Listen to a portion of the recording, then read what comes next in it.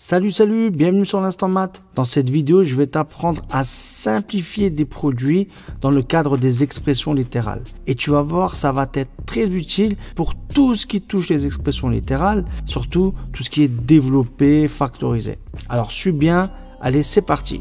On va commencer par A. A est égal à 7 fois X. Bon, il y a déjà une première règle que tu dois savoir. On ne va pas faire apparaître le signe fois. C'est pas nécessaire parce que tu vois 7 c'est un nombre qui s'écrit avec un chiffre et puis X c'est également un nombre mais celui-là il s'écrit avec une lettre. Et quand tu as par exemple 7 fois X, et ben c'est pas nécessaire de faire apparaître le fois parce qu'ici il se trouve juste avant une lettre. Et ça en fait tu peux pas le faire par exemple si ce fois il se trouve entre deux nombres qui sont écrits en chiffres. Par exemple si tu écris 7 fois 8 et tu effaces le fois, et ben ça fait 78. Mais par contre dans cette situation là 7 fois X, tu peux effacer le fois parce que là tu vas te retrouver tout simplement avec 7X.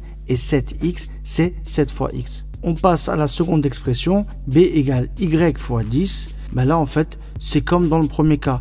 Et tu sais, dans une multiplication, l'ordre n'est pas important. Donc, écrire y fois 10 ou écrire 10 fois y, c'est la même chose. Donc, du coup, on peut simplifier en écrivant 10y. On va pas écrire y10, ça fait bizarre. En mathématiques, on va préférer écrire le nombre qui s'écrit en chiffres d'abord et puis ensuite la lettre. B, c'est égal à 10y. Allez, tu es toujours avec moi, on passe à C. C, c'est égal à 1 fois x. 1 fois x, si on suit la règle qu'on a appliquée depuis avant, ça fait 1x. Oui, mais sauf qu'on va pas écrire 1x. L'idée, c'est de simplifier au maximum. Quand tu multiplies un nombre par 1, eh ben ça change rien, d'accord? Du coup, 1 fois x ou x fois 1, c'est pareil, ça fait tout simplement x. Et là, je m'arrête un instant parce que souvent les élèves font des erreurs avec ça. Du coup, à chaque fois que tu vas voir x qui est seul, en fait, il faut que tu saches que juste avant le x, il y a toujours 1. Quand tu écris juste x, en fait, c'est toujours 1x. Et même si ce n'est pas l'objet de cette vidéo, sache que savoir ça, c'est important pour réduire. Allez, on passe à D. C'est égal à moins 2 fois x fois 8. Donc, comment est-ce qu'on va procéder? Déjà, on ne peut rien faire avec le x ici, d'accord? Mais l'idée, ça va être d'associer les facteurs de façon intelligente pour pouvoir simplifier.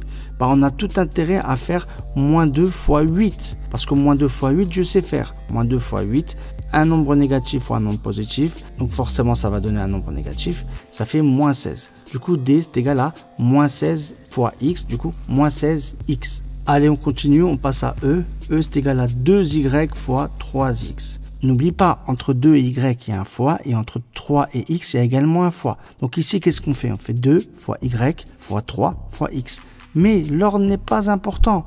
On a bien sûr le droit d'abord de faire 2 fois 3. Et ici, ça va être utile parce que 2 fois 3, ça fait 6. Par contre, on ne peut rien faire avec y et x. Du coup, on va devoir le réécrire. E, ça fait 6xy.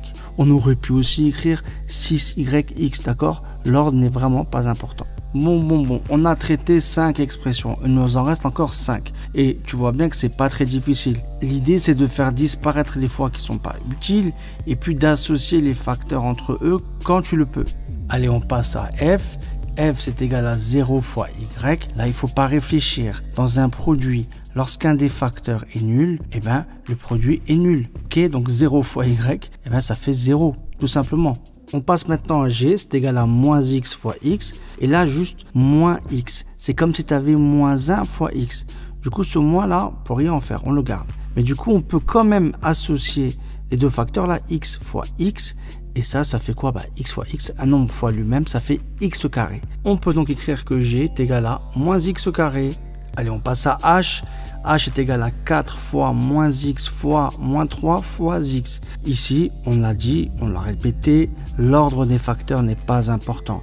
Et on va également réfléchir sur le signe du résultat. Tu vas compter le nombre de moins qui apparaissent dans cette expression. Tu as moins là avec moins x et tu as le moins avec moins 3. Déjà, un nombre négatif fois un nombre négatif, d'accord? Ici, il y a deux facteurs négatifs, on peut le voir comme ça. Forcément, le résultat va être positif. Du coup, on sait qu'on n'a plus besoin de s'occuper avec les signes moins.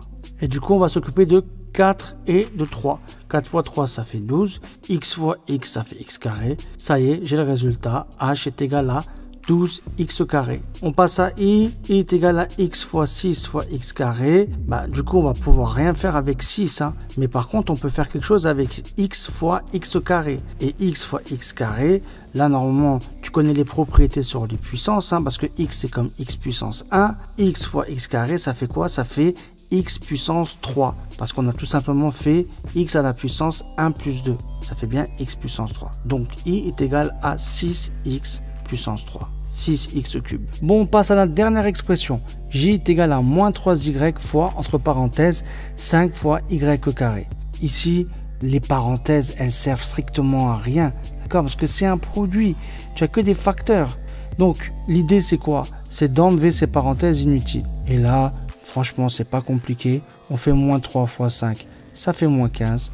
Y fois y carré, ça fait y cube. Donc, le résultat, J est égal à moins 15 y cube.